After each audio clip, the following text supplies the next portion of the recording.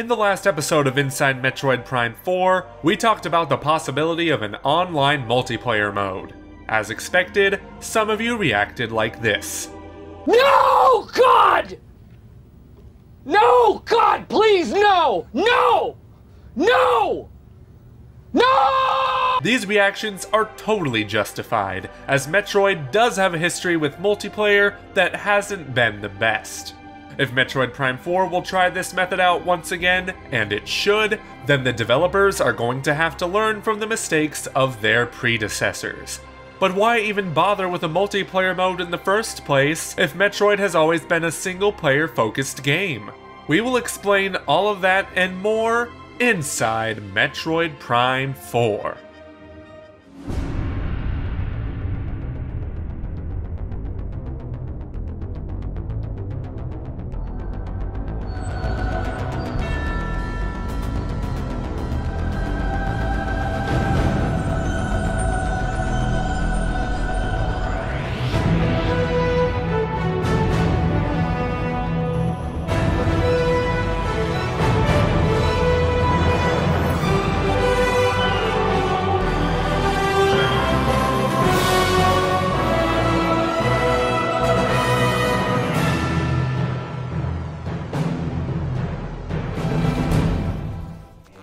We'd like to address one thing before we get down to the nitty-gritty, and that is that Metroid Prime 4 should be, at its core, a single-player experience. Whether or not there will be or won't be a multiplayer mode, most of the focus should be on delivering a great Metroid campaign that will satisfy veterans and newcomers alike. Of course, this will take some risks and innovation, for it has been 10 years since the last Metroid Prime game. We will go further in depth on how to make a new yet familiar single player in the next episode of this series. For right now, we believe that if Metroid Prime 4 is going to branch out to a wider audience beyond the niche crowd of current fans, its best course of action would be to include a rich online multiplayer that is separate from the main campaign. Think about it. Online shooters are killing it right now, and they may continue to for the next few years. Granted, they've always been pretty popular, but interest in them has spiked thanks to games like Overwatch, PUBG, Fortnite, and maybe Destiny 2? I guess they did some things to piss people off recently, I'm not too caught up. Anyway, the Nintendo Switch needs something like these online franchises, and it can't just be Splatoon. No, it needs to be more mature, complex, grandiose, something to really sell that Nintendo Switch online service, an experience that only Metroid could deliver. We do have reason to believe that the rumored developers Bandai Namco are interested in such an idea, as a new LinkedIn profile indicates a senior online programmer at the Singapore studio.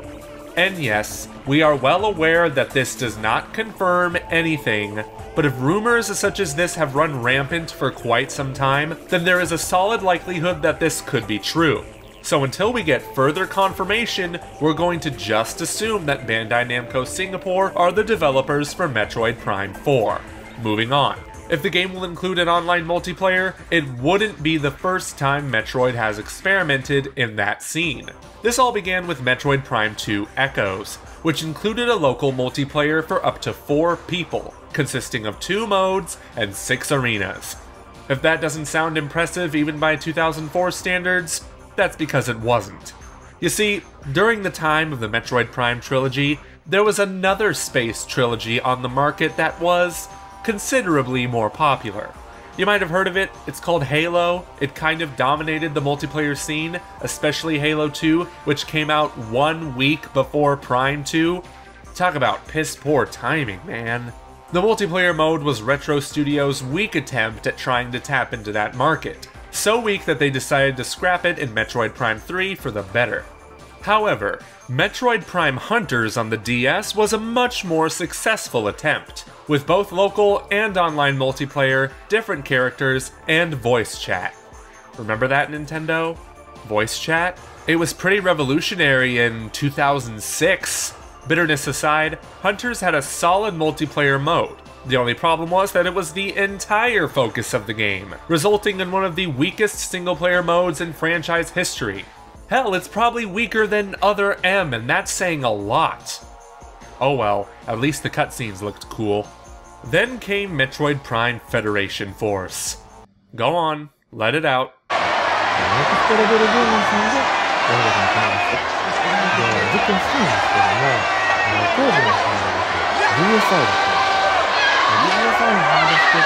This spin-off was designed from the get-go to be a multiplayer experience first and foremost, allowing you to play through the campaign solo or as a team of 4 players. Do I really need to bring up what happened to this game? As you might have noticed, the only Metroid games that have attempted multiplayer were the ones with Prime in the title, so it wouldn't be too far-fetched for Metroid Prime 4 to try this again. However, it needs to do it right, because every example we named came at a price, the most common one being resources taken away from the single-player campaign, which is what Metroid games are all about. Bandai Namco and Nintendo can avoid this by assigning a completely separate team to work on the multiplayer. I'm not just talking about assigning multiplayer to a few members on the development team, but bring in a separate studio altogether that has experience with such a genre. Let's take 2016's Doom, for example, a game with an amazing single-player campaign and a more than acceptable multiplayer mode. Sure, it wasn't anything mind-blowing, but it wasn't lazily put together either, and still has a healthy player base. id Software couldn't have been able to create both a great campaign and multiplayer without the help of Certain Affinity, a studio that has assisted multiplayer development of games like Halo and Call of Duty. An impressive resume if you ask me. They would probably even make great candidates to help out with Metroid Prime 4. They are based in Austin, Texas, after all, the same city where former Metroid Prime developers Retro Studios are based in. What does that have to do with Metroid? Nothing, I just thought it was a cool fun fact. Either way, if Bandai Namco takes this route of bringing in some help, it will probably be another one of their studios, which would be great seeing as they're no strangers to online gaming. Just avoid loot boxes, please, for the love of God.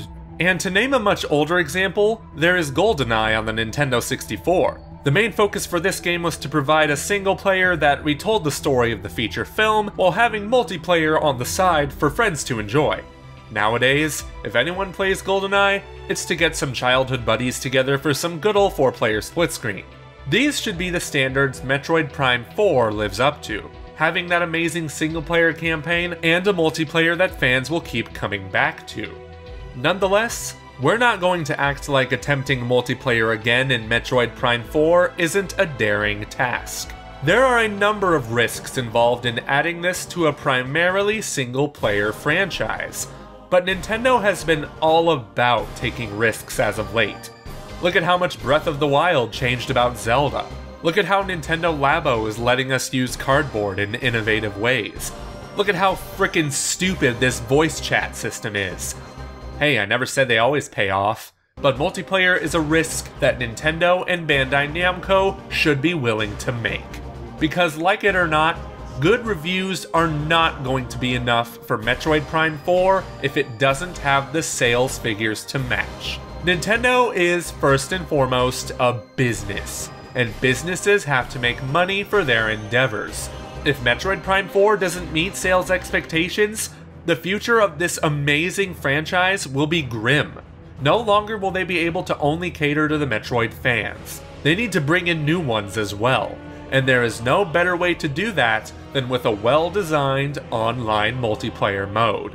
Just as long as they don't forget to create an amazing single player, which we will discuss in the next episode of Inside Metroid Prime 4. Thanks for watching. If you liked this video, hit that thumbs up button and subscribe if you are new for more Metroid and Nintendo related content. And we'd like to thank our patrons, including royal producer Kenyatta Ali, for their generous contributions to the realm. If you'd like to know more about how you can support us in exchange for some awesome perks, visit patreon.com/commonrealm. In the meantime, girls and guys, this has been the Commonwealth Realm, and we will see you in the next one.